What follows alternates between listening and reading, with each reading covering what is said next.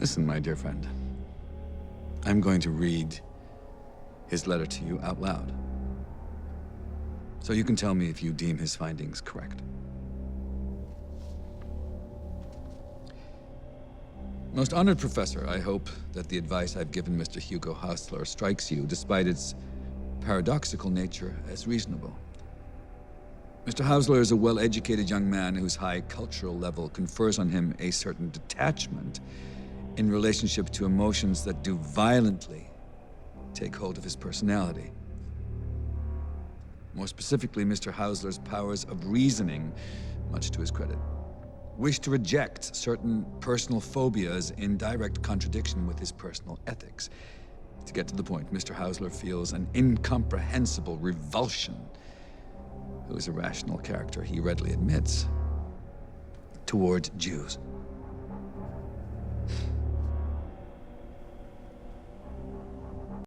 I'm Richard Leeds, the director of V13. August is the month when 80 years ago the United States dropped 2 atomic bombs in Japan. First one on Hiroshima, and the second one, about which I will have more to say, on Nagasaki. The use of these atomic weapons by the United States made Japan the only country against which nuclear weapons had been used. The German Jewish philosopher and political activist Gunther Anders wrote extensively about the significance of the use of these 2 bombs. Anders was briefly married to Hannah Arendt. He survived the Holocaust by immigrating first to France, where in Paris he was active in the anti-fascist movement, and then to the United States. He argued that the use of the 2 atomic weapons showed that warfare had become depersonalized and could be carried out virtually without human contact, following a purely technical process. He compared their use to the industrialized killing at Auschwitz. There's no doubt that we are seeing again this technical process in the Israeli eye-assisted genocide against the Palestinians of Gaza. The work of Gunther Anders is a good example as to why it is crucial to be able to contrast and compare what happened during the European Holocaust and what Israel is now inflicting on the Palestinians. It also points to why universities must not be stopped from hosting these vital discussions by the false equation of anti-Semitism with criticism of Israel. The young people speaking out against the genocide and being disciplined by universities for not remaining silent are precisely the people who should be given an opportunity to engage with the European Holocaust, in which more than 6 million Jews were murdered, and with contrasting and comparing it in multiple ways to the current ongoing genocide. One vital way of doing this is through the work of Gunther Anders, as well as of Hannah Arendt, Primo Levi, Zygmunt Bauman, and others whose profound engagements with their experience as Jews of the European Holocaust and the echoes they found afterwards in consumer society could help to clarify the present and point us towards reaching self-determination for Palestinians and security for both peoples and for the region as a whole.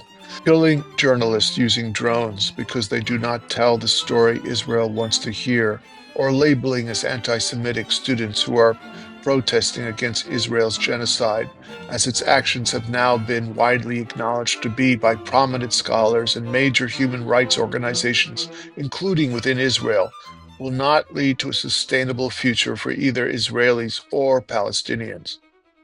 Perhaps the most important choice I made in V13 was to shoot it in the United States, taking current New York City for Vienna on the eve of World War I.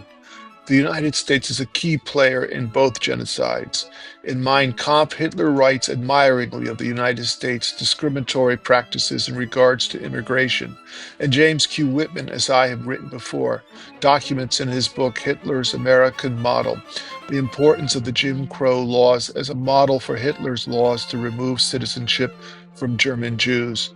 It is also the Jim Crow laws that come to mind. for the Black American writer Ta-Nehisi Coates when he visits the West Bank and sees how access to water is segregated along religious lines that makes evident the ideology of Jewish supremacy that holds sway in Israel.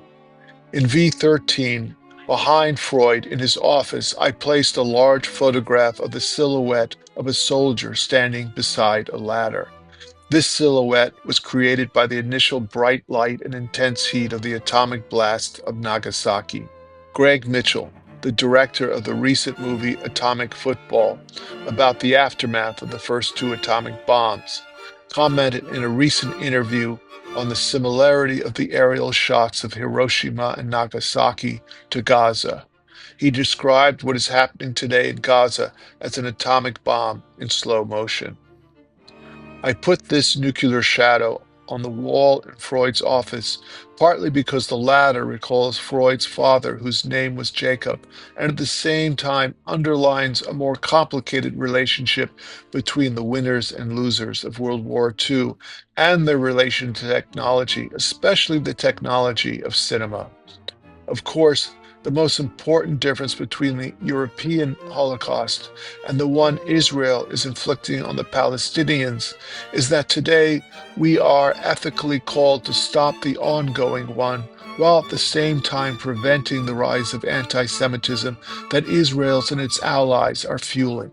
Stopping the current genocide will affect the interpretation of the end of the earlier one. And this is why significant effort has been mounted to prevent free speech in regard to thinking the two of them together.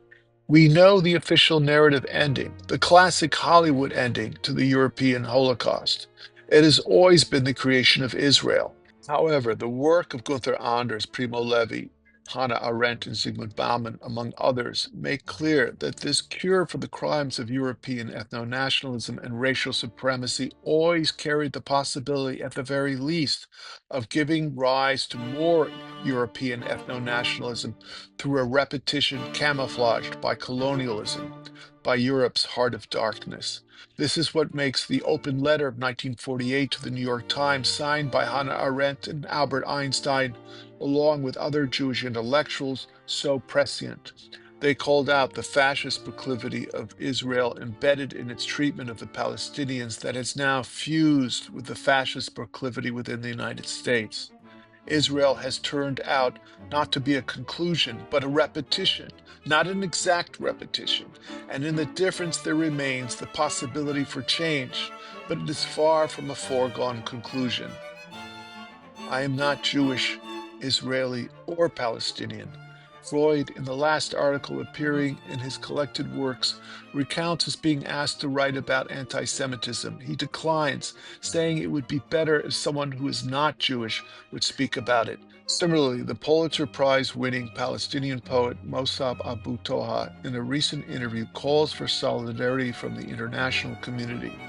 We must not reduce humanity to the sum of its identities, but see how we can be connected through our shared political desire, behind which arguably can be found the unwritten law which Antigone evokes, or can be found what the critical theorist Todd McGowan has called the universality of not belonging.